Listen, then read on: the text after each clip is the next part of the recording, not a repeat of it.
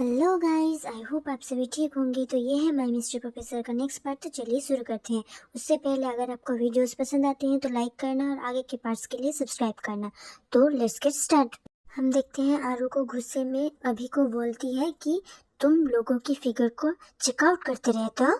अभी डरते हुए बोलता है नहीं, वो ऐसी बात नहीं है।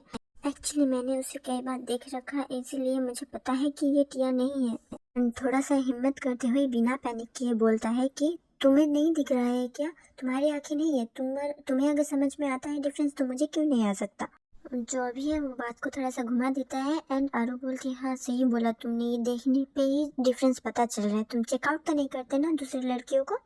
अभी बोलता है अगर मैं किसी दूसरी लड़की की तरफ चेकआउट करूँ ना, उसी दिन मेरा गला कट जाए और मैं मर जाऊँ। आरू बोलती है चुप करो, ऐसे नहीं बोलते। शगुन बोलती है चुप करो, ये सब यहाँ पर बात करने के लिए ज़रूरी नहीं है। यहाँ पर हम जिस काम के लिए आए हैं उसके लिए फोकस करो। सब लोग हामी भरते हैं एंड देखने लगते हैं अंदर क्या हो रहा है। हम देखते हैं आयुषी को, जो अभी भी रो रही थी और बोल रही थी कि ये बूढ़ा साला प्रिंसिपल मुझे स्कॉलरशिप के लालच में देकर यहाँ पर फंसा दिया। ये लोग मुझे मार देंगे, भगवान प्लीज बचा लो मुझे, मम्मा बचा लो।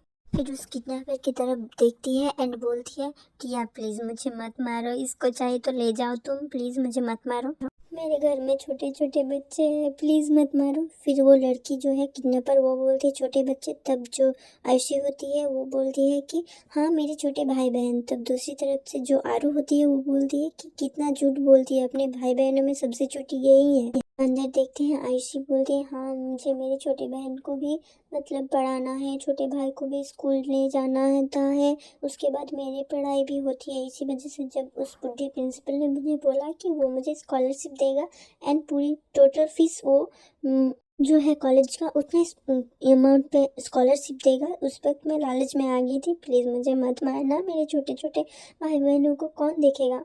दूसरी तरफ से शगुन बोलती है ये हमारे प्रिंसिपल का कितना इंसल्ट कर रही है, मैं तो प्रिंसिपल से इसका कंप्लेन करने वाली हूँ। फिर जो बाकी के तीनों होते हैं एंड वो तीनों बोलते हैं कोई फायदा नहीं है, हमारे प्रिंसिपल ही इनसे डरते हैं। फिर जो अभी होता है वो बोलता है एक्चुअली इनकी शक्ल जो है वो मेरी दादी पर गई है, इसी वजह से एक जैसे दिखते हैं ना, और मेरी दादी बचपन में बहुत मारा करती थी बाबा को, इसी वजह से शायद से बाबा डरते हैं अभी तक।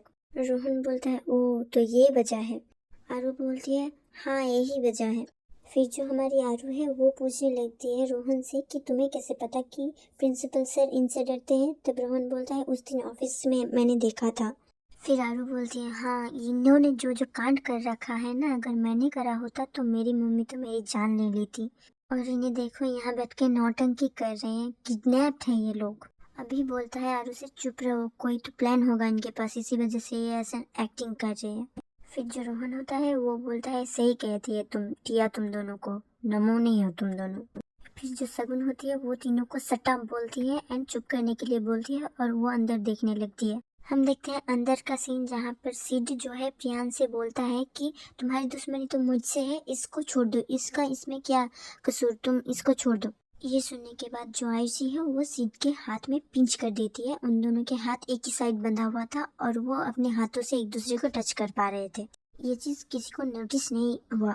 फिर जो प्रियान से वो बोलने लगता है कि मैंने सोचा था आपके लवर को आपसे दूर कर दूं जैसे आपने करा था। तब सिड बोलता है वो तुमसे प्यार नहीं करता था और तुम्हें अभी भी शर्म नहीं आती, तुमने एक लड़के के साथ जबरदस्ती करने की कोशिश करी थी।